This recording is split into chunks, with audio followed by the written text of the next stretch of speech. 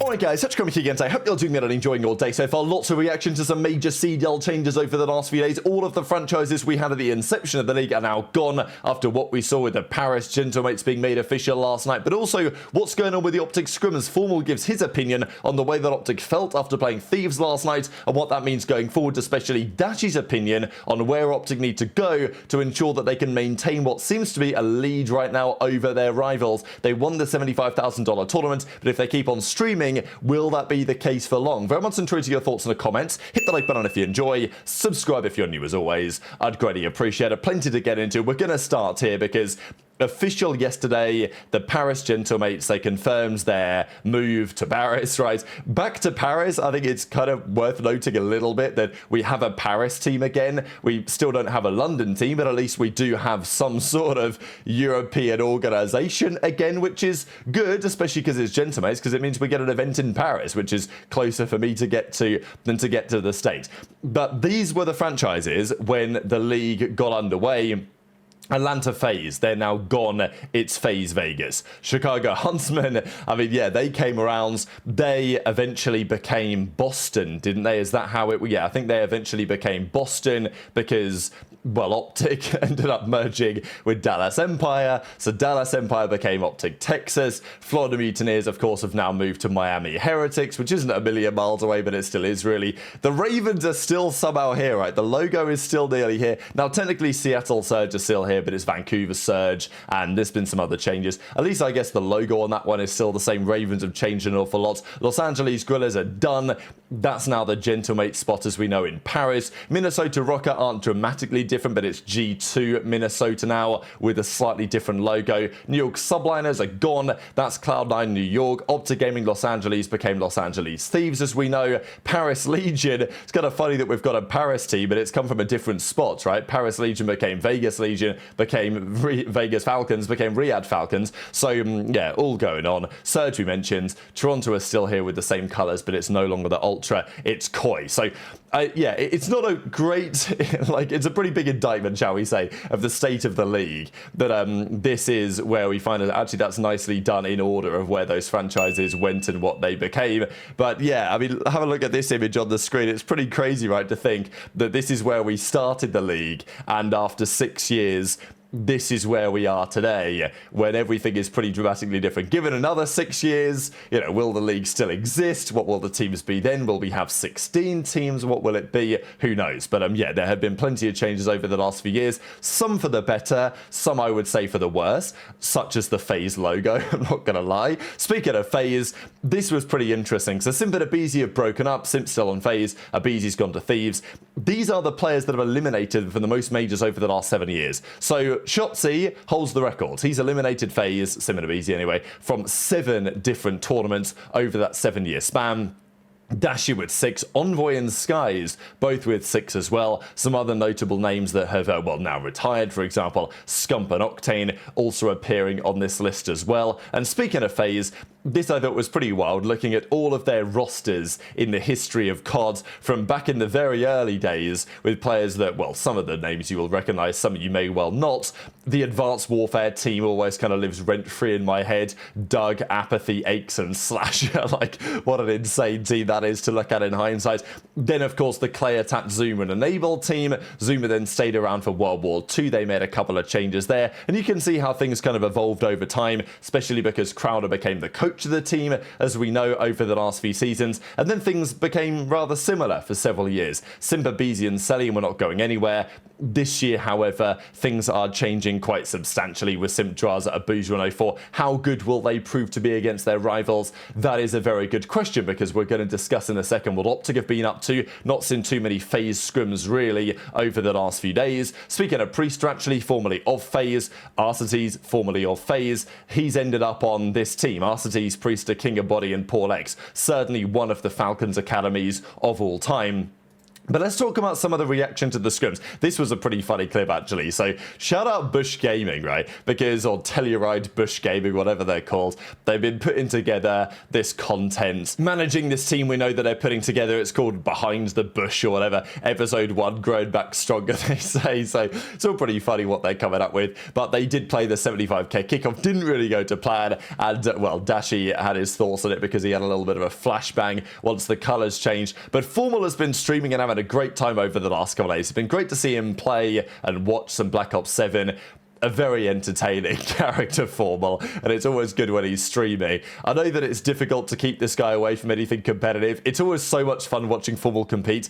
This is another example. This is in like that 50k tournament they played the other day. It was a serious tournament, decent money, but it wasn't, you know, incredibly competitive tournament with stacked teams. But just his like mentality is so interesting. Like he got this 3-piece and he was like, all right, instead of defusing, I'm just going to wait for a second just so I can kind of rub it in to be like, look, I just smoked you guys with a hot little 3-piece there and just going to make sure you guys feel it for a few seconds. Like that's just mentality monster type stuff. But there's also a couple of clips where he also talked about the situation in OpTic after they lost that series 5-0 to Thieves in Scrims yesterday, and then the JP streams went off.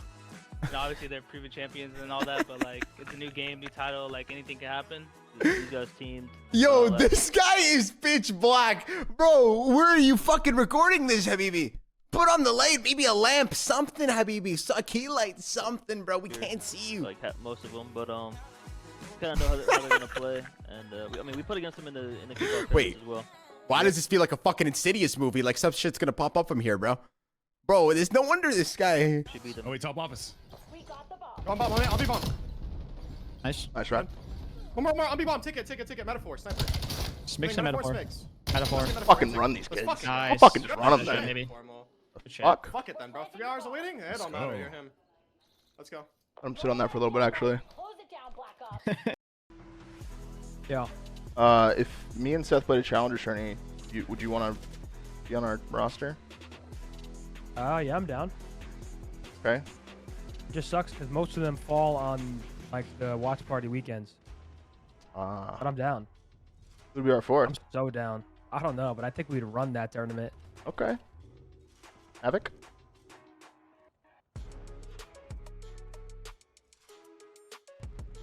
No Havoc? One's still our deep left. JP Krez was streaming but got off saying he was on the same time line as the bullets. boys and they sweep mates. Okay, never mind. They're happy. They are. That's good lore, because now they are happy, because I know Brandon was fucking tweaking about it. They're down 5-0 to Thieves. Brandon is fucking tweaking. He's like, bro, I mean, we're streaming everything. Streaming, I mean, what do you expect? Turn it off, JP. It could be our window. Weaking in that little room, bro. Nah, that's too Close, sling, close, sling. Controlling.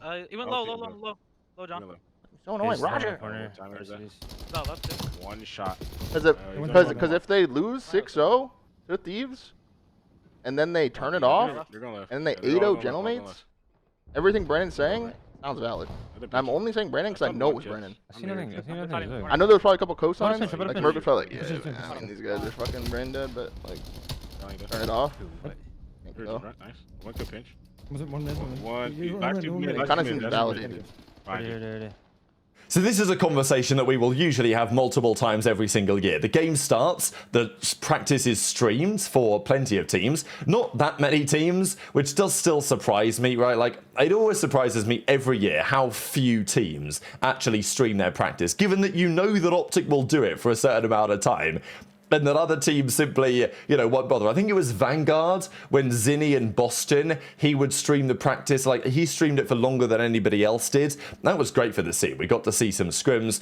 The other teams don't always love it because they're like, oh, well, if I'm watching Zinni's POV play against me, they can see my breakoffs and all this. Which at some point is like, okay, maybe fair enough, but like, stop crying, right, at the same time. And it's just so easy to do for the first few weeks to stream practice. You're going to make a lot of money on Twitch, people are going to watch, but you know, the teams just don't want to do it. I think that Kenny's been kind of vocal in recent years to say that he's tried to get the Thieves guys to do it on occasion, but we know that Scrap will never be streaming practice. His goal, as he says, is to win championships rather than to stream practice for all of us to watch at home, which is fair enough. If I was in his position, you know, I get it from a competitive perspective. I do think that when the game first comes out, it's kind of a no-brainer to stream the practice. And we know that OpTic have streamed everything over the last few weeks, and they've won pretty much everything. They won the big 75k tournament. They are still the best team in the game. Nobody is going to deny that as it stands, despite the scrim that they played against Thieves last night. And Shotzzy's been streaming everything. JP's been streaming their scrims from Codcaster mode. Okay, he covers the mini-map, but within reason, you can see what's going on if you pay a little bit of attention. And it's been great content for all involved. But as we know, that won't last forever, right? You're not going to do that a week before champs. So at some point, the streams are going to go off. The question is when and how much impact does it really make? Because look, in OpTic's case, they were the best team in the game. Everyone who is competent at their job will be looking at what OpTic were doing at that 75k tournament to be, seemingly at least, so far ahead of the other teams. As I say, the controversial grand final against Gentlemates, but still, OpTic were the team to beat. But look, yes, they were streaming their POVs, but also, so was the league, right? So you can also go back and watch all of those games on the Codcaster view from the league, and you can see exactly what they were doing at all times on the map. So for that tournament, did the streams really matter? Probably not. For the scrims, yeah, teams get to see what you're up to, and right now the eyes are on OpTic more than they have been presumably before. So FormaL says that, well, as far as he believes, Dashy was maybe not very happy. They went down 0-5 to scrims against Thieves, and yeah, you might say, oh, well, you know, maybe he didn't care much. FormaL says he knows Brandon, and he knows that he wouldn't have been very happy about this, and he would have told JP, look, get those streams off. I know that it was Brandon, I know that it was him, he says. And look, I get that, right? It's one of these reactions. And as FormaL says, this is kind of how it goes. That at some point you're going to lose a scrim set, and then if the streams are on and the other team's streams aren't on, especially because it's going to be getting to you, I mean, you know how it is. People are in the chat, OpTic are losing to Thieves, like they're typing away, you know, the keyboard warriors. It's obviously going to be in the players' heads to a certain degree that everyone's going to be talking about it on social media, and really they just want to get a good practice set in, right? So, like, that would be my argument. If I was a player, I wouldn't really mind about streaming practice for other teams to watch, because they're going to be able to watch anyway when the league gets underway regardless. It's more about, you know, is it distracting 1% of my brain power thinking about, well, damn, if I get slammed here, I'm currently 8 in 25. People are going to roast me on Twitter and say that I'm washed. So, you know, then maybe I can't fully focus on the practice. So I do get that. It's interesting, though, that FormaL says that, well, you know, the 0-5, maybe they go on to beat Gentlemates. So JP took the stream off. Shotzzy, though, kept the stream on, and they did go on to 8-0 Gentlemates without too much difficulty. So kind of funny how it all works out. I'm hoping that the streams stay on for some time to come. Again, the matches are getting underway in a week or so. Once the CDL starts, we're probably not really going to be getting streamed scrims. Maybe over Christmas, New Year. I think that'd be nice to see. We'll see if the pros are nice to us. I don't know, but you know, once the CDL gets underway, probably we will see fewer of those stream practices. But intrigued to your thoughts as always on all of this stuff in the comment section below. Hit the like button if you enjoyed, subscribe if you're new, take care, and I'll see you next time. I thought I was kicked off the team. But the roster was thrown a lifeline. The EWC Esports World Cup for $1.8 million had been announced, Oh and my the teams God, what a flew out to tournament. Saudi Arabia for a final trophy up for grabs. Some teams didn't take it too seriously. Some were jet-lagged out of their minds, and some were having pendulum withdrawals. The FaZe were on fire, and some were having pendulum withdrawals.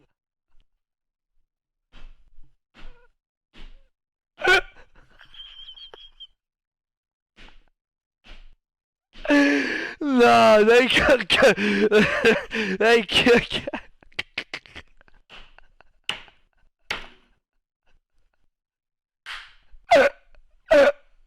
Benjamin Neptune is too good. But FaZe